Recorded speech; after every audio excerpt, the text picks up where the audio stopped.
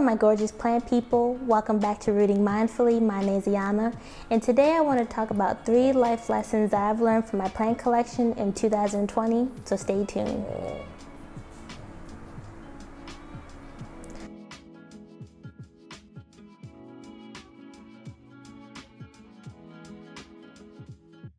Alright guys, so today I just wanted to go ahead and take the time to reflect on the things that I've learned this year regarding my plant collection and just my overall plant journey.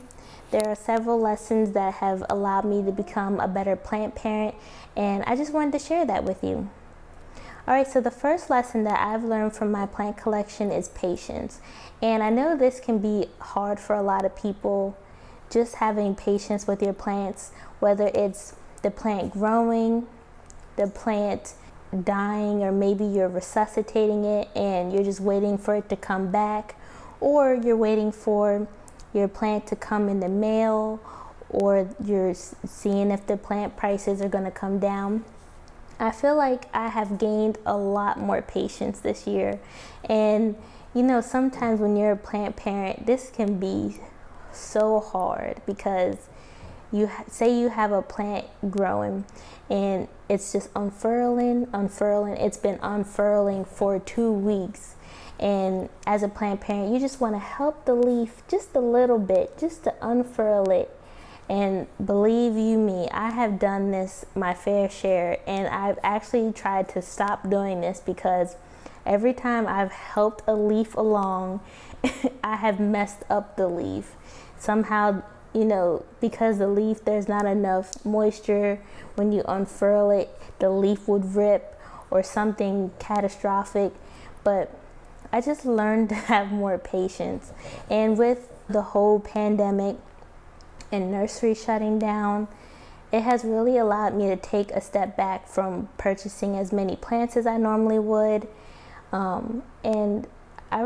If I'm honest with you guys, I really miss just walking in a nursery and just having that fresh air, just walking down the aisles and touching a plant and really admiring the plant, and even talking to the people who own these nurseries. And I have to say that I am waiting patiently for these nurseries to open back up and for things to go semi-normal, because who knows if there will ever be a sense of normalcy. But I'm just waiting patiently for things to open back up, because I realize that it's not about buying plants, it's not about collecting all the plants that you can, but for me it's the experience. You know, when my mom and I go plant shopping, we will go to the cafe and grab a cup of coffee, or I would grab tea.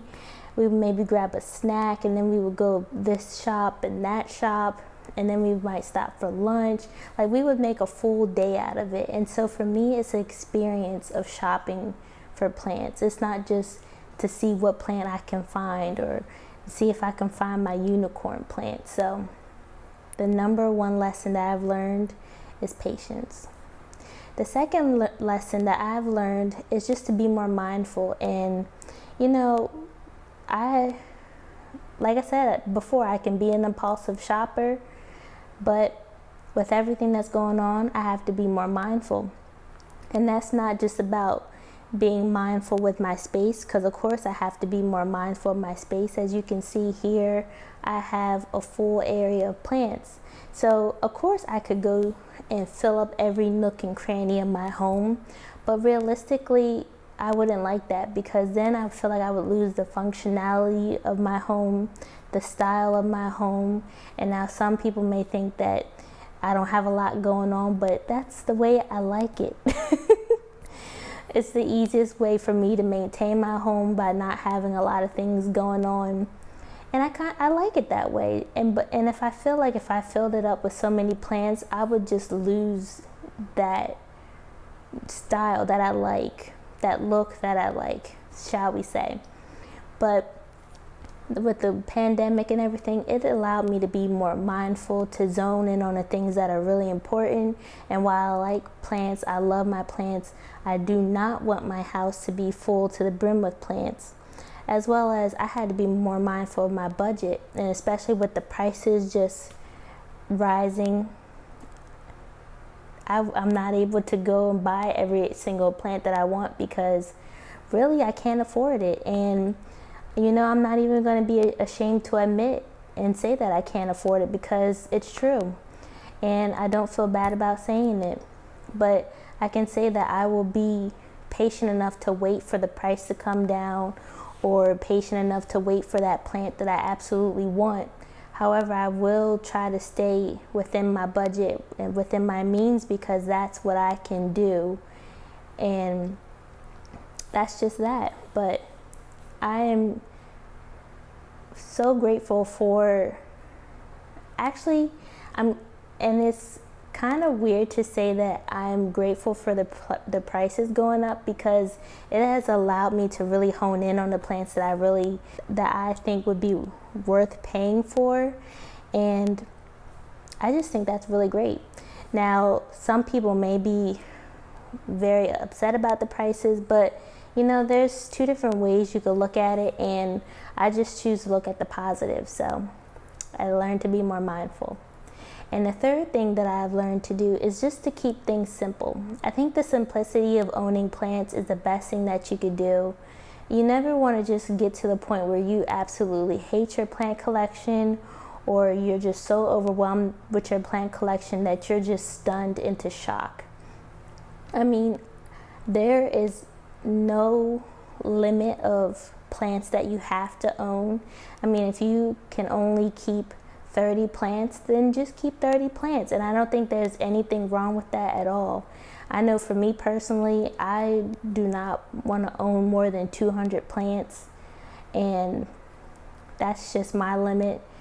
I'm not sure if I would ever get close to 200 plants, but I know for sure that I can feel when I'm reaching my limit. And I choose to keep things simple. I choose to keep the plants that I would choose to keep are simple. The plants that just don't drive me crazy, the ones that make me bang my head against the wall. I don't need to have those plants in my collection at all.